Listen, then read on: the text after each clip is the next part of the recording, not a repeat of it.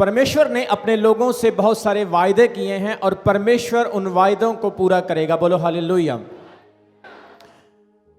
जो जो परमेश्वर अपने वचन से आपको सिखाता है, आपने वो सीखना है। और वचन ही एक रास्ता है जिसे आप सीख कर अपनी जिंदगी में आगे बढ़ सकते हो। नहीं तो आप अपनी लाइफ में कभी आगे नहीं बढ़ पाओगे, कभी आप अपने जीवन में वो आशीष नहीं पा पाओगे जो परमेश्वर ने आपके लिए रखी है। क्योंकि वचन सुनने के द्वारा ही परमेश्वर आपको आगे बढ़ाएगा और आपको अंदर से, इनर साइड से स्ट्रांग करेगा। कितने लोग स्ट्रांग होना चाहते हैं? आपकी हर चीज के पीछे परमेश्वर चाहता है, जो प्रभु आज आपको देने के लिए जा रहा है वो हर एक विश्वासी के अंदर होना चाहिए। मैंने आत्मा में इस चीज को महसूस किया कि लोगों के पास सब कुछ है, उन्हें पवित्र आत्मा भी मिल चुका है, बपतिस्मा भी ले लिया है, चर्च भी आते हैं, लेकिन प्रॉब्लम कहां पे है? अभी बुद्धि की कमी है। और परमेश्वर का आत्मा कहता है जो बुद्धिमान व्यक्ति होता है वो अपने जीवन के किसी भी प्लेटफॉर्म पर फेल नहीं हो सकता है। बोलो हालेलुया। आपको पता है प्रेरित पौलुस, अपोस्टल पॉल, यीशु मसीह का जो प्रेरित था, उसने बुद्धि के बारे में बहुत सारी बातें कही, पवित्र आत्मा के बहुत सारे वरदानों के बारे में लिखा। और उसने कहा कि अगर तुम इन वरदानों को अपनी जिंदगी में ले लो तो तुम जिंदगी में कभी फेल नहीं हो सकते हो। मेरे साथ एक वचन पढ़ो, पहला कुरिन्थियां उसका 12 अध्याय उसके 4 वचन से लेकर 8 वचन तक हम पढ़ेंगे। वो कहता है वरदान तो कई प्रकार के हैं परंतु आत्मा एक है। सब बोलो आत्मा। आत्मा कितने हैं? 2, 3, 4। कितने आत्मा हैं? लेकिन वरदान एक नहीं है, वरदान अलग अलग है। किसी के पास कोई वरदान, किसी के पास कोई वरदान। सबको परमेश्वर ने वरदान दिए हैं अलग अलग। वो क्या कहते हैं?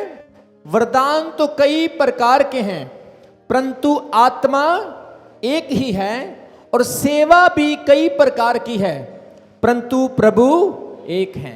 Many type of ministry but Lord is one.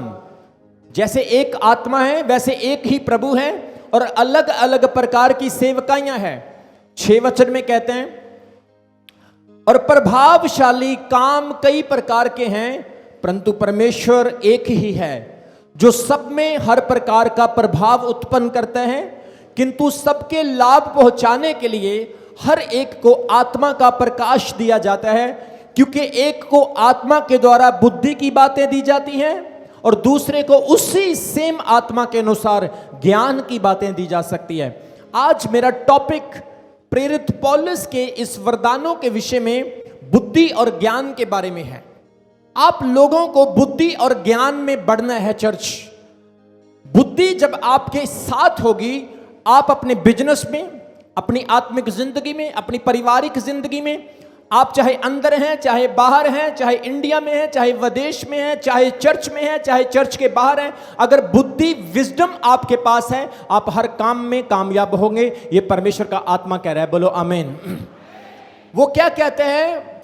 वो कहता है कि क्योंकि एक ही आत्मा के द्वारा बुद्धि की बातें दी जाती है। बुद्धि की बातें, आपकी सेहत अच्छी हो सकती है लेकिन बुद्धि नहीं तो कोई फायदा नहीं। आपकी क्वालिफिकेशन ज्यादा हो सकती है, कपड़े अच्छे हो सकते हैं, अगर आप बुद्धिमान नहीं तो वो सारी चीजें व्यर्थ हैं। आपके अंदर बुद्धि होनी चाहिए। पवित्र शास्त्र बाइबल को जब आप पढ़ोगे, सृष्टि की शुरुआत से लेकर रेवलेशन की बुक तक परमेश्वर के वचन में बुद्धि के बारे में बहुत कुछ लिखा है। वचन में लिखा परमेश्वर के ऐसे दास हुए जिनके अंदर स्वर्गीय बुद्धि को पाया गया, जिनकी बुद्धि इतनी ज्यादा थी कि दुनिया के लोग उनके सामने कभी खड़े भी नहीं रह पाते थे। बोलो आमीन। आज परमेश्वर चाहता है कलीसिया के अंदर बुद्धि का वरदान आए, the gift of wisdom and knowledge. जब बुद्धि का वरदान आपके अंदर होगा, मैं आपको बोल रहा हूं, आप अपनी जिंदगी में बढ़ने से रुक नहीं सकते। बोलो हालेलुया। जोश में होश नहीं खोना। बुद्धि जो है वो होश को प्रेजेंट करती है। बुद्धिमान व्यक्ति अपने हर फील्ड में सक्सेस होता है। चाहे आपका पैसा है, चाहे आपकी आत्मिक जिंदगी है, आप सक्सेसफुल पर्सन होंगे। आपको बढ़ने से कोई रोक नहीं सकता। बोलो आमीन। वचन में लिखा है परमेश्वर के ऐसे लोग जिनके अंदर बुद्धि थी। आपको पता है यूसुफ के बारे में कितने लोग जानते हैं? यकूब का पुत्र यूसुफ। यकूब के 12 पुत्र थे और यकूब सबसे ज्यादा प्यार यूसुफ से करता था। कारण, रीजन, आपके पास अगर 4 बेटे हैं, आप एक से प्यार करेंगे, 3 से नफरत कर सकते हैं, या चारों को बराबर प्यार करेंगे? अगर आपके पास परिवार के 10 लोग हैं, आप 9 को नफरत करोगे और 1 को प्यार करोगे? क्या यह सही है? लेकिन यकूब यूसुफ से प्यार क्यों करता था? क्योंकि यूसुफ के अंदर एक यूनिक विजडम थी। यकूब जानता था कि मेरे दूसरे बेटों में और इसमें बड़ा फर्क है। आइए पढ़ेंगे हम उत्पत्ति की किताब, उसके 37 अध्याय, उसके 2 वचन से लेकर 4 वचन तक। और यकूब के वंश का वृतांत यह है कि यूसुफ 70 वर्ष का होकर भाइयों के संग भेड़ बकरियों को चराता था, और वह अपने पिता की पत्नी बिल्हा और जिल्फा के पुत्रों के संग रहा करता था, और उनकी बुराइयों का समाचार अपने पिता के पास पहुंचाया करता था। और इस्राएल यानी यकूब अपने पुत्रों से बढ़कर यूसुफ से प्रीति करता था, क्योंकि वह उसके बुढ़ापे का पुत्र था, और उसने उसके लिए एक रंग बिरंगा अंगरखा बनवाया। सो उसके भाइयों ने देखा कि हमारा पिता हम सब भाइयों से अधिक उससे प्यार करता है, तब वे उससे बैर करने लगे और उसके साथ ठीक तौर से बात भी नहीं करते थे। यहां पर हम देखते हैं कि यकूब अपने बेटे यूसुफ से ज्यादा प्यार करता है। दूसरों बेटों से क्यों प्यार नहीं करता? अपने ऊपर वाले वचन में पढ़ा, क्योंकि उसके दूसरे भाई बुराई करने वाले थे, लेकिन यूसुफ उनकी बुराइयों के साथ एग्री नहीं होता था। यूसुफ उनकी बुराइयों का समाचार अपने पिता को सुनाता था। पिताजी, आज इसने चोरी की, आज इसने ये पाप किया, पिताजी इसकी ये गर्लफ्रेंड है, इसका वो काम जो है ऐसे है, इसका वो काम ऐसे है। एक एक इंफॉर्मेशन वो अपने पिता को देता था, और इसके भाई इसी बात से इससे जेलस करते थे।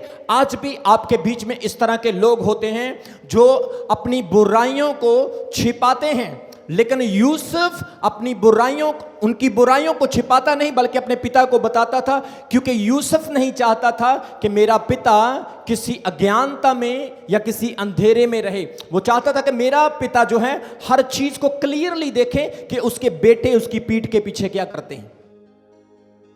आज भी जब आप किसी की बुराई पास्टर को बताते हैं तो कुछ लोग रूठ जाते हैं, चर्च छोड़ देते हैं। रीजन, क्योंकि उन्होंने पाप किया, उन्होंने गलती की, वो चोरी कुछ ना कुछ करते रहे, लेकिन किसी ना किसी ने यूसुफ की तरह सारी की सारी बातें चर्च में पहुंचा दी, जिसकी वजह से उनका सारा पर्दा, उनका सारा पाप साफ हो गया, क्लियर हो गया और सामने आ गया। और यूसुफ इसलिए अपने पिता को प्रिय था, बाइबल कहती है, क्योंकि वो अपने पिता के साथ प्यार करता था और उसे हर एक पाप अपने भाइयों का बताता था। मेरे प्रियो, यूसुफ को इसीलिए यकूब सबसे ज्यादा प्यार करता था, क्योंकि यूसुफ दूसरे लोगों के साथ मैचबल नहीं था। बोलो हालेलुया। आप लोग मैचबल नहीं होने चाहिए, आप लोग दूसरों के पापों में साझीदार नहीं होने चाहिए। कितने लोगों को मेरी बात समझ आ रही है? आप लोग किसी के पाप में साझीदार, चोरी में, किसी के गुनाह में साझीदार नहीं होने चाहिए। आप परमेश्वर की नजर में सही होने चाहिए, फिर देखना परमेश्वर दूसरों से ज्यादा आपको प्रेम करेगा। बोलो आमीन। आपकी प्रार्थना परमेश्वर सुनेगा, आपके फास्टिंग को ग्रहण किया जाएगा, आपके रात दिन बहाए हुए आंसुओं को परमेश्वर स्वर्ग से देखेगा, आपको कभी तिरस्कार नहीं किया जाएगा। आप किसी भी प्लेटफॉर्म पर खड़े हो जाएं, हालांकि लोग आपका कितना भी विरोध क्यों ना कर रहे, लेकिन परमेश्वर आपकी निष्पक्षता को देखते हुए आपको 100 फोल्ड ब्लेस करेगा। बोलो आमीन। वचन में लिखा है यूसुफ अपने पिता का सबसे ज्यादा प्यारा था, क्योंकि परमेश्वर ने उसे अलग स्पिरिट दिया था। जो अलग स्पिरिट वाले बुद्धिमान लोग होते हैं वो कभी दूसरे लोगों के साथ बन नहीं सकते। जो बुद्धिमान लोग होते हैं वो अनमैचेबल होते हैं, वो दूसरे लोगों के साथ कभी भी जल्दी जल्दी कंप्रोमाइज नहीं करते, अपने फेथ को सैक्रिफाइस नहीं करते,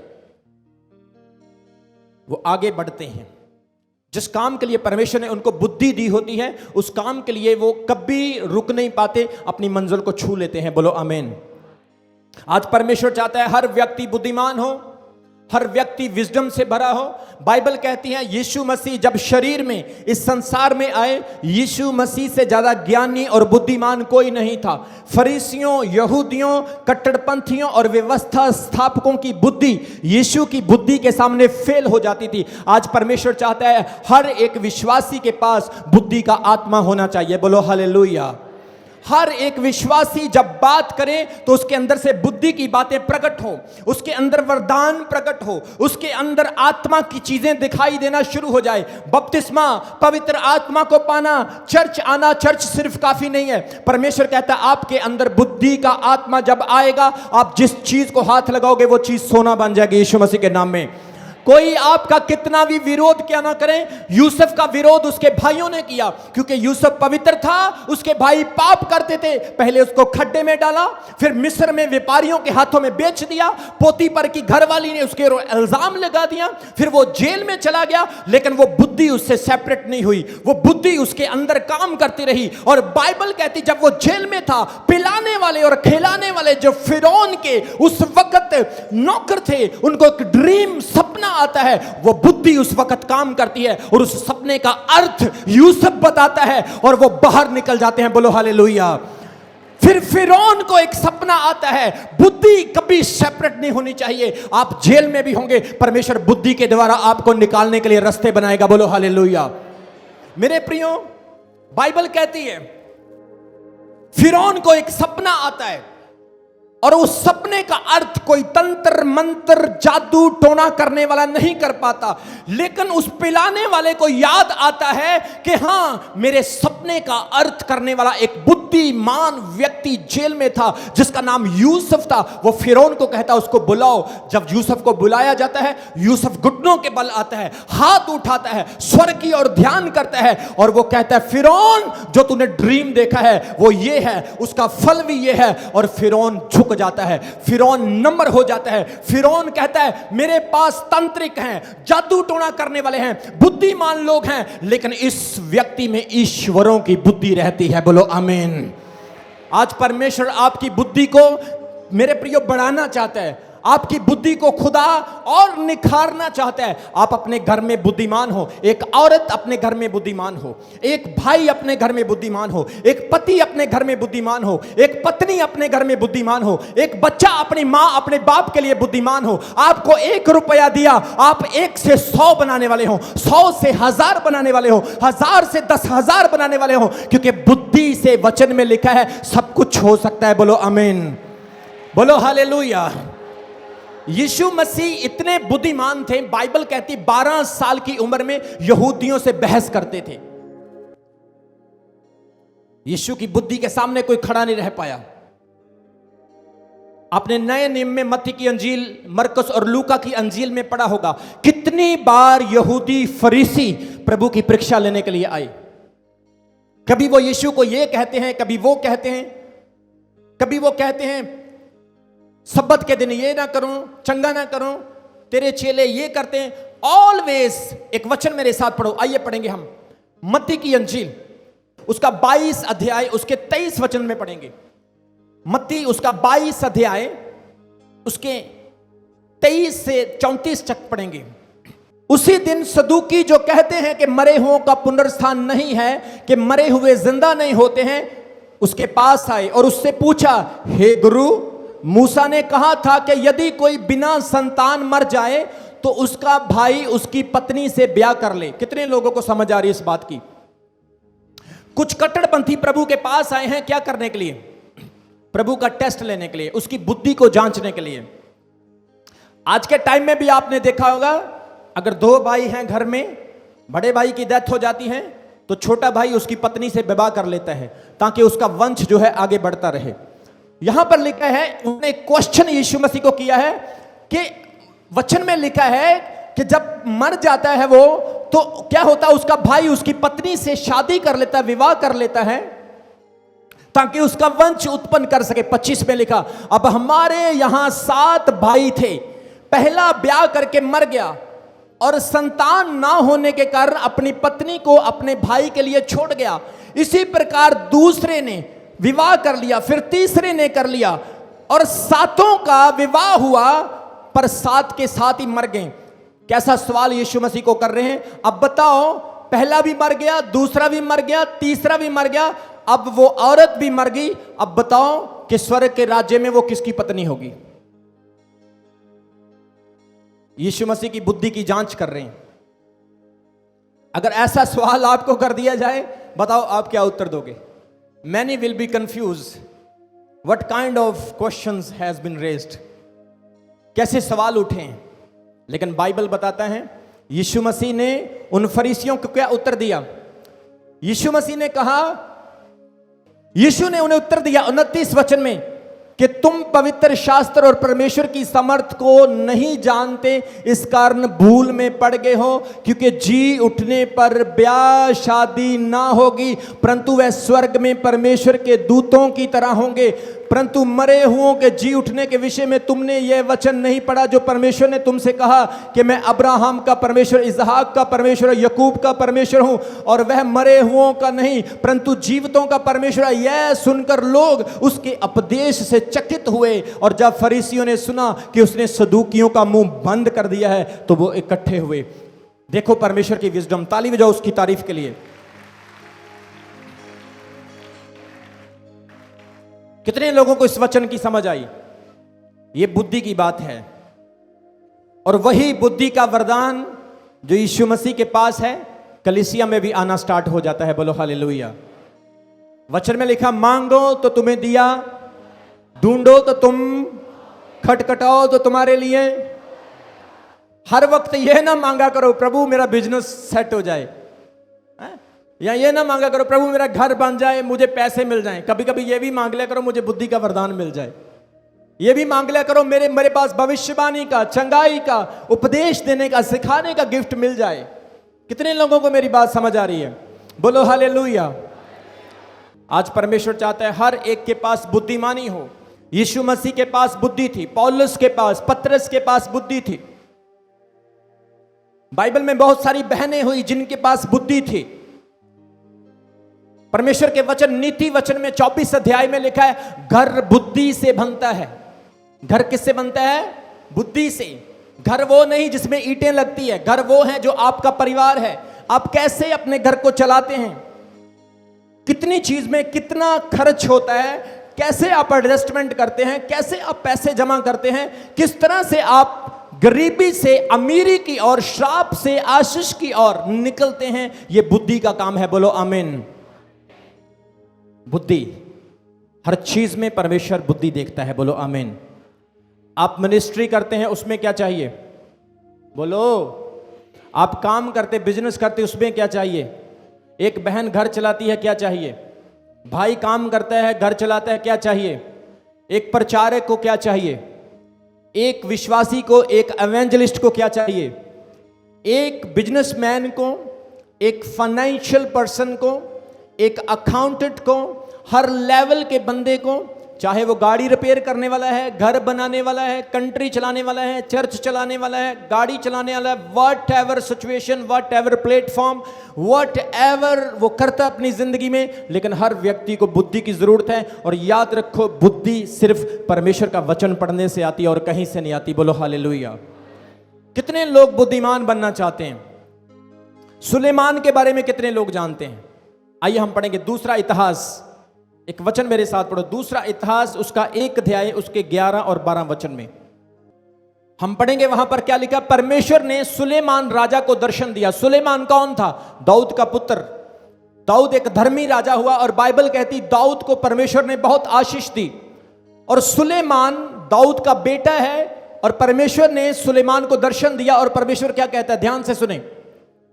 परमेश्वर ने सुलेमान से कहा, तेरी जो ऐसी मनसा हुई, अर्थात तूने ना तो धन संपत्ति मांगी, ना ऐश्वर्या मांगा, ना अपने बैरियों का प्राण, और ना ही दीर्घायु यानी लंबी उम्र मांगी, केवल तूने बुद्धि और ज्ञान का वर मांगा, जिससे तूने मेरी प्रजा का, जिसके ऊपर मैंने तुझे राजा नियुक्त किया है, न्याय कर सके।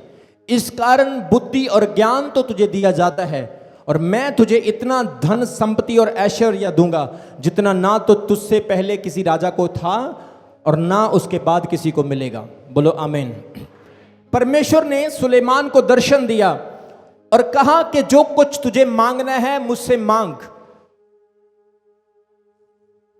अगर मान लो आज रात 12 बजे आप में से किसी भाई को या किसी बहन को प्रभु दर्शन दे और प्रभु कहे, बेटा मांग, क्या चाहता तू, क्या मांगोगे आप? हाँ, बहनों से पूछना चाहता हूं, क्या मांगोगे? प्रभु जी एक सोना जा सूट दे दो 1500 रुपए वाला है, 4-5 हजार रुपए वाला, और फीते जियां लगे उन झुमर वाले हैं। बोलो हालेलुया। क्या मांगोगी आप? हैं? भाई क्या मांगेंगे? प्रभु एक अच्छी सी गाड़ी दे दो, हैं? घर दे दो। क्या मांगोगे? सुलेमान ने क्या मांगा? परमेश्वर ने उसे क्या कहा? उसकी तारीफ की प्रभु ने। परमेश्वर भी आपकी तारीफ करता है जब आप अच्छा फैसला करते हैं। बोलो आमीन। वचन में लिखा, प्रभु ने क्या कहा उसको? ना तो तूने धन मांगा, ना तूने संपत्ति मांगी, ना तूने अपने बैरियों का प्राण मांगा।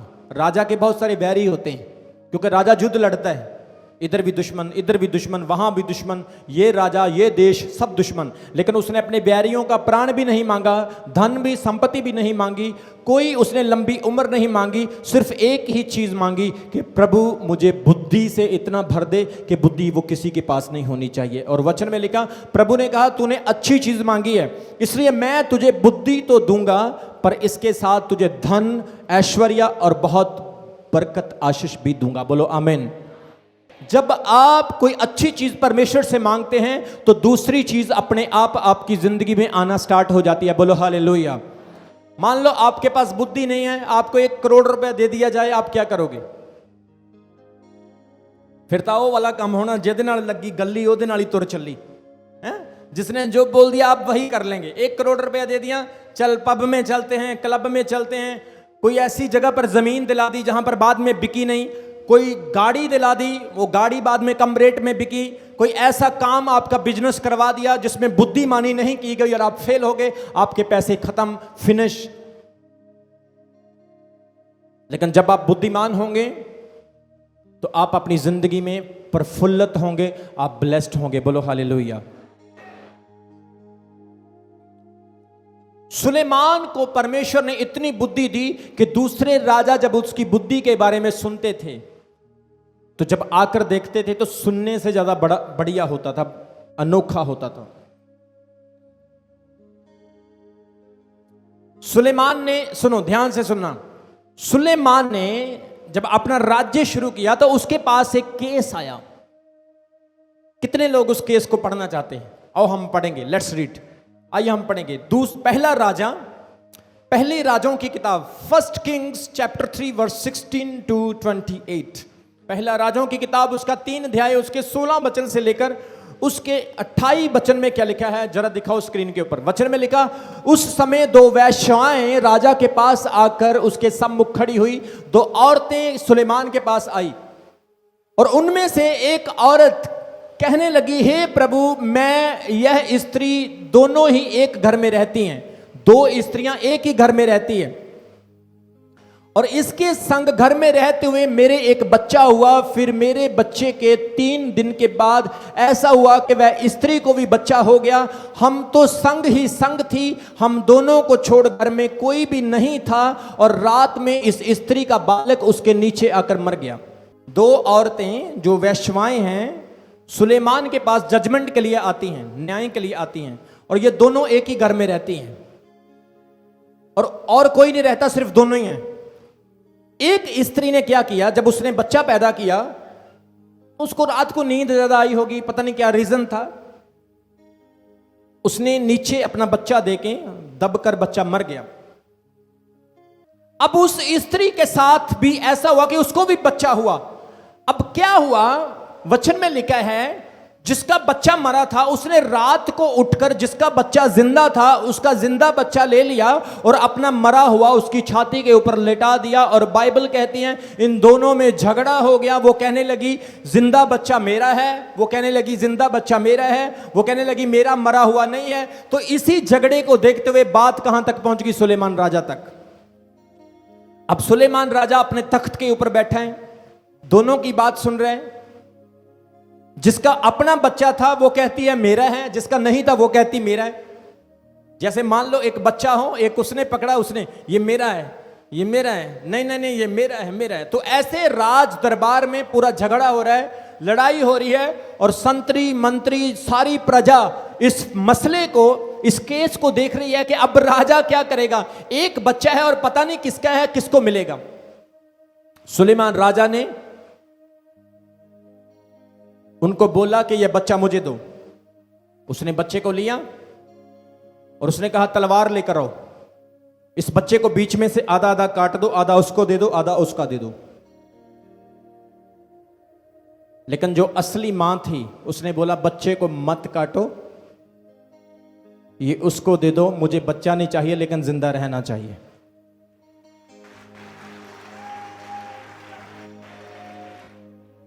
राजा ने बोला बच्चा मेरे पास लेकर आओ, असली मां ये है, इसको दे दो। लेकिन दूसरी वाली क्या बोल रही थी, मार दो इसको, ना मेरा हो ना इसका हो, किसी का भी ना हो। लेकिन राजा ने जान लिया कि बच्चा इसी का है। मेरे प्रियो, बुद्धि जब परमेश्वर आपको देता है तो आपकी बुद्धि के मुताबिक ही वो आपको आशीष भी देता है। बोलो आमीन, बोलो हालेलुया। अगर आपके अंदर बुद्धि ज्यादा है तो आपका बिजनेस भी बड़ा होगा। कितने लोगों को समझ आ रही? अगर आपके अंदर बुद्धि है तो आप नौकरी भी बड़ी करेंगे। अगर बुद्धि कम है, अगर नौकरी मिल भी गई तो सस्पेंड भी हो जाएंगे। लेकिन अगर बुद्धि का वरदान आपके अंदर है तो मैं आपको बोल रहा हूं, आप चेंज होने के लिए जा रहे हैं यीशु मसीह के नाम में। आपके हाथों में आशीष होगी, आपके घर में बरकत होगी, आपकी कमाई में बरकत होगी। परमेश्वर किसी चीज की घटी कमी आपको नहीं छोड़ेगा, क्योंकि आपने परमेश्वर के उस वरदान को हासिल किया जिसमें बुद्धि और ज्ञान की बातें हैं। बोलो आमीन। चर्च में भी सेम चीज है। कई बार मीडिया वालों के अंदर बुद्धि की कमी होती है, टेंट वालों के अंदर बुद्धि की कमी होती है, साउंड डिपार्टमेंट में प्रॉब्लम होती है, एवेंजलिस्ट में प्रॉब्लम होती है, सेवादारों में बुद्धि की कमी होती है। बुद्धि ना होने के कारण हम कई बार विश्वासियों को डिस्ट्रैक्ट कर देते हैं, और कई विश्वासियों के पास बुद्धि नहीं होती, हम चर्च के सेवादारों को डिस्ट्रैक्ट कर देते हैं। हर चीज बुद्धि के साथ जुड़ी हुई है, और परमेश्वर ने आपको आपके ब्रेन में इतनी बुद्धि दी है कि आप कुछ भी कर सकते इस दुनिया में। बोलो आमीन। इसलिए परमेश्वर के वचन में लिखा कि सुलेमान के अंदर बहुत बुद्धि थी। परमेश्वर ने उसको इतना ज्यादा प्रॉस्पर किया, इतना ब्लेस किया कि उसके पिता के जो परमेश्वर ने वादे थे वो सारे सुलेमान की जिंदगी में पूरे किए। अपने हाथ उठाओ और मेरे पीछे बोलो, पिता परमेश्वर हमें अपनी बुद्धि से भरें। आपकी बुद्धि की हमें जरूरत है।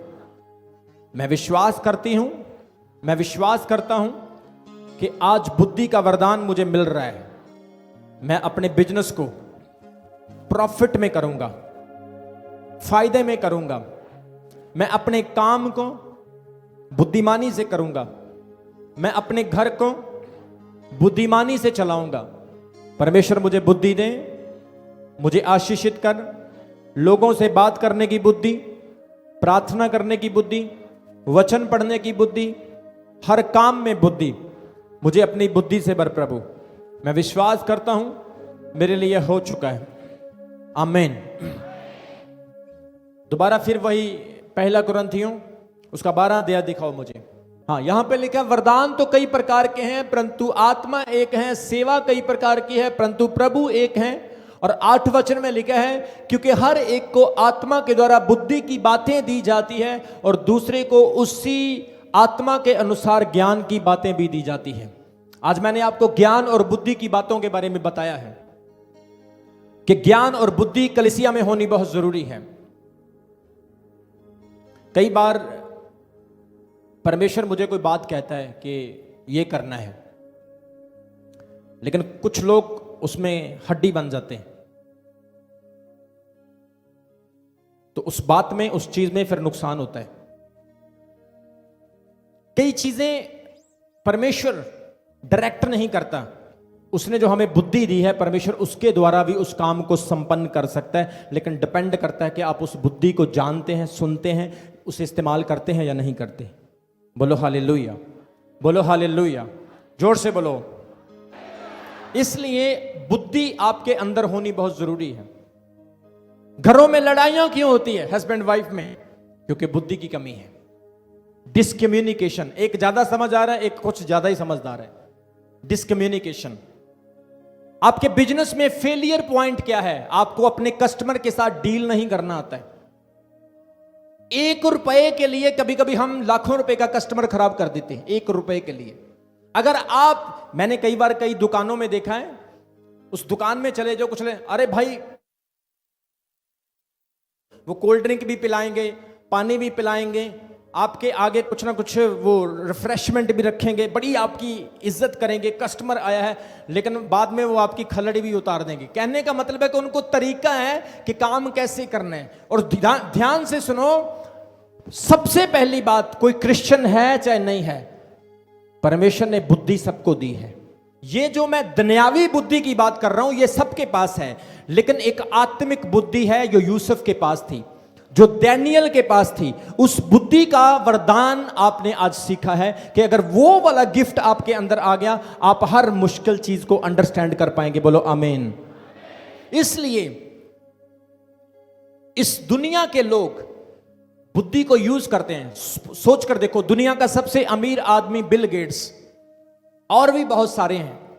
बिल गेट्स को उसने सॉफ्टवेयर बनाया, दुनिया का सबसे अमीर आदमी बन गया। फिर एक दूसरे आदमी ने देखा, मैं क्यों ना इसको कॉपी करूं, मैं भी इसके जैसा बन जाऊं। फिर तीसरे आदमी ने देखा, क्यों ना मैं इसकी बुद्धि को कॉपी करूं, मैं भी इसके जैसा बन जाऊं। हर एक व्यक्ति ने, अगर आप अच्छा बोलते हैं, कोई व्यक्ति बोलेगा ये बहुत अच्छा बोलता है, मैं इसको कॉपी करूंगा। ये बहन इस तरह से मेकअप करती है, ये ऐसे कपड़े पहनती है, मैं इसको कॉपी करूंगी। ये बहन इस तरह से बोलती है, चलती है, इस तरह से काम करती है, मैं इसको कॉपी करूंगी। मतलब कि लोग सांसारिक बुद्धि को कॉपी कर सकते हैं, लेकिन आत्मिक बुद्धि को कॉपी करना इम्पॉसिबल है। आत्मिक बुद्धि सिर्फ पवित्र आत्मा के वरदान के द्वारा ही आपको मिलेगी, अदरवाइज नहीं मिलेगी। बोलो आमीन। आत्मिक बुद्धि आपको परमेश्वर देना चाहता है। अब क्वेश्चन ये है कि बुद्धि मिलेगी कैसे? कितने लोग पाना चाहते हैं? हालेलुया। बुद्धि मिलेगी कैसे? नंबर 1, आपको वचन पढ़ना होगा। नंबर 2, प्रार्थना करनी होगी। और नंबर 3, आपको बुद्धिमान लोगों की संगति करनी होगी। शराबियों की संगत करोगे तो क्या पियोगे? कोई नया नया बंदा जब कोई किसी को मिलता है ना, कोई अमलियां दी झुंडी बैठी होवे तो कोई बंदा ਉਹਦੇ ਵਿੱਚ ਜਾ ਕੇ ਬਹਿ ਜੇ, ਓਏ ਤੂੰ ਕੁਝ ਖਾਂਦਾ ਪੀਂਦਾ ਨਹੀਂ? ਮੈਂ ਨਹੀਂ ਖਾਂਦਾ ਪੀਂਦਾ ਭਰਾਵਾ, ਮੈਂ ਬੜਾ ਸਾਦਾ ਬੰਦਾ ਆ, ਮੈਂ ਨਹੀਂ ਖਾਂਦਾ। ਚੱਲ ਆ ਥੋੜਾ ਜਿਹਾ ਸੂਟਾ ਤਾਂ ਲਾ ਕੇ ਦੇਖ, ਮੈਨੂੰ ਤਾਂ ਪੀਣਾ ਨਹੀਂ ਆਉਂਦਾ। ਉਹ ਪੀਂਦਾ ਆ, ਥੋੜਾ ਜਿਹਾ ਸੂਟਾ ਲਾਏਗਾ, ਉਹਨੂੰ ਖਾਂਸੀ ਆ ਜਾਊਗੀ, ਕਿਉਂਕਿ ਉਹਨੂੰ ਨੌਲੇਜ ਨਹੀਂ। ਫਿਰ ਉਹ ਇੱਕ ਹੋਰ ਸੂਟਾ ਮਾਰਦਾ, ਦੂਸਰਾ ਮਾਰਦਾ, ਤੀਸਰਾ ਮਾਰਦਾ। ਕਹਿੰਦਾ ਯਾਰ ਮਜ਼ਾ ਜਿਹਾ ਤਾਂ ਥੋੜਾ ਜਿਹਾ ਆਉਣ ਲੱਗ ਗਿਆ, ਕਹਿੰਦਾ ਥੋੜਾ ਜਿਹਾ होर दे। फिर वो हौली हौली धीरे धीरे उसको आदत पड़ जाती है। फिर वो भी उन क्लास का एक अच्छे वाला अमली बन जाता है, एक बढ़िया वाला नशा करने वाला बन जाता है, स्टैंडर्ड हो जाता है उसका भी। ध्यान से सुनो, अगर बुद्धि चाहिए तो बुद्धिमान लोगों के साथ मिल जाओ, उनकी फेलोशिप करो। मूर्खों की फेलोशिप करोगे तो वही सेम गिफ्ट आपके अंदर आना स्टार्ट हो जाएगा। बोलो हालेलुया। अगर बिजनेसमैन बनना है तो बिजनेसमैन लेवल के लोगों से मिलना होगा। अगर आपके अंदर 500 रुपए कमाने की एबिलिटी है, आप पूरी जिंदगी 500 ही कमाएंगे, लेकिन आप देखो कि वो बंदा 50,000 कैसे कमा रहा है। वो आइडियाज बुद्धि से मिलेगा आपको, और जब आप वो आइडियाज लेंगे आप भी 500 से 50 तक पहुंचेंगे। अगर सुनो, वचन में लिखा है बैल के ना होने से चरनी जो होती वो निर्मल तो रहती है, लेकिन बैल के आने से गरीबी के बंधन टूट जाते हैं। बैल एक काम करने वाला जानवर है, बैल एक हार्ड वर्कर है। मैं एक चीज बताना चाहता हूं, अगर गरीबी से बाहर आना है तो आपको डिसीजन लेना है, मेहनत करनी है और अपनी बुद्धि का इस्तेमाल करना है। गरीबी कोई बड़ी चीज नहीं, आपको गरीबी को आप हारते हुए देखोगे अपनी जिंदगी में, बोलो आमीन। लेकिन उसके लिए आपको फैसला लेना है, डिसीजन लेना है, बुद्धि को इस्तेमाल करना है। हमारे चर्च में एक लड़का आता है, मैंने देखा वो साइकिल पे आता था, फिर उसने मोटरसाइकिल लिया, फिर उसने ऑटो लिया, फिर गाड़ी ली, अब उसके पास और बड़ी गाड़ी है। आप ये नहीं, पहले आप ट्रक के ऊपर थे, फिर आप गाड़ी के ऊपर चले गए, फिर आप रिक्शे के ऊपर आ गए, फिर आप साइकिल के ऊपर आ गए। आप नीचे से ऊपर जाने चाहिए, ऊपर से नीचे नहीं आने चाहिए। इसलिए परमेश्वर कहता है आपके अंदर बुद्धि का होना बहुत जरूरी है, बोलो आमीन। अपने बिजनेस को बढ़ाओ, पैम्पलेट्स बनाओ, पोस्टर बनाओ, आईडी कार्ड बनाओ, आइडेंटिटी कार्ड बनाओ, लोगों को बांटो। अगर 1000 बंदे को दियो तो 100 तो आपके पास आएगा। काम करो, बुद्धि को इस्तेमाल करो, अपनी नेटवर्किंग को बढ़ाओ, अपनी लेबर को बढ़ाओ। अगर आप मजदूर हैं तो मिस्त्री बनो, मिस्त्री हो तो बिल्डर बनो, बिल्डर हो तो कंट्रैक्टर बनो, कंट्रैक्टर हो तो इंजीनियर बनो। अपनी डायमेंशंस को चेंज करो। एक जगह पर बैठे रहोगे तो बुद्धि काम नहीं करेगी, बुद्धि को यूज करोगे तो ये और ज्यादा बढ़ेगी, बोलो आमीन। सुनो, वैज्ञानिक कहते हैं हमारे दिमाग में इतनी समर्थ है, हमारे दिमाग से 100 वाट का बल्ब जल सकता है, इतनी पावर है। अगर कोई इंसान अपने ब्रेन को यूज करे, इसके अंदर से जब पूरी समर्थ निकलेगी, साइंटिस्ट कहते हैं कि हमारा दिमाग कभी 100% यूज नहीं होता। अगर किसी का 100% यूज हो जाए तो वो पता नहीं क्या बन जाए, थोड़ा ही यूज होता है। लेकिन मैं एक बात बताना चाहता हूं, परमेश्वर चाहता है आप अपनी बुद्धि को इस्तेमाल करें और इसे ग्रो करें। जो प्रेरित पौलुस ने जो गिफ्ट बताया है, ज्ञान और बुद्धि का गिफ्ट, मैं चाहता हूं हर एक चर्च का बिलीवर इस गिफ्ट को यूज करे। अगर कोई बहन कपड़े का काम करती है, आपको उसमें बुद्धि इस्तेमाल करनी, नए नए डिजाइन, नई नई कढ़ाई, नए नए सुई के साथ नए नए डिजाइन, आगे से आगे कॉन्टैक्ट जोड़ें। मैं आपको बता रहा हूं, देखो आप मेरा चर्च हो, आप इस चर्च के बिलीवर हो, मैं हर रोज आपका चेहरा देखता हूं और मैं नहीं चाहता हूं कि मैं किसी बंदे को देखूं वो 5 साल से गरीबी है और चर्च में आ रहा है, वो 10 साल से गरीबी और चर्च में आ रहा है। परमेश्वर नहीं चाहता कि कोई विश्वासी गरीब रहे, बोलो आमीन। प्रार्थनाएं काम करेगी, मिरेकल्स होंगे, ब्लेसिंग आएगी, ट्रमेंडस काम होगा खुदा का, लेकिन आपको एफर्ट जरूर करना पड़ेगा। अगर आप एफर्ट्स नहीं करेंगे तो कुछ नहीं होगा। कितने लोग एफर्ट करेंगे, बोलो हालेलुया। बुद्धि बहुत जरूरी है, विजडम बहुत जरूरी है। हर विश्वासी ने बुद्धि में बढ़ना है, नॉलेज में, ज्ञान में बढ़ना है। 2 तरह का ज्ञान है, यकूब कहता है 2 तरह का ज्ञान है, एक संसारिक, एक स्वर्गीय। संसारिक ज्ञान घमंड को प्रकट करता है, लेकिन स्वर्गीय ज्ञान नम्रता को प्रकट करता है। आप नम्र भी हों, ज्ञानी भी हों और आशीषित भी हों, बोलो आमीन। परमेश्वर के आत्मा ने कल रात की प्रार्थना में मुझे बताया है कि चर्च को चेंज करना जरूरी है, इस मिनिस्ट्री के लोगों को बदलना बहुत जरूरी है। और परमेश्वर ने आपसे बात करनी है, मेरे द्वारा प्रभु ने आपको बोलना है, एक्शन आपने करना है। मूसा को प्रभु ने क्या कहा, प्रभु आगे समंदर है, हम आगे कैसे जाएं? प्रभु ने कहा लाठी तेरे हाथ में है, मार। जैसे मारी, समंदर 2 हिस्सों में बढ़ गया। अब लाठी आपके हाथ में है, आपने मारनी है या नहीं मारनी है, यह आपके ऊपर डिपेंड करता है। पीते रहो शराबें, लाते रहो सूटें, घूमते रहो बुरे लोगों के साथ, करते रहो व्यभिचार, देखते रहो फिल्में और लगे रहो फोन पे, टाइम करते रहो वेस्ट, पानी सर के ऊपर निकल जाएगा, एक दिन आएगा आप पछताओगे और इस सुनाए हुए वचन को, इस तारीख को याद करोगे। अगर मैं उस वचन को जानता, उसे सुनता, तो आज मैं अपनी जिंदगी में चेंज हो जाता। परमेश्वर का आत्मा कह रहा है, बहुत पी ली शराब, बहुत लगा लिए सूटे, बहुत कर लिया व्यभिचार, बहुत सुन ली दुनिया की बातें, अब दुनिया को कुछ करके दिखाने का समय आ गया है। अब जिंदगी में आगे निकलने का टाइम आ गया है। अपनी लाइफ में कुछ बनना है मेरे प्रियो, बोलो हालेलुया।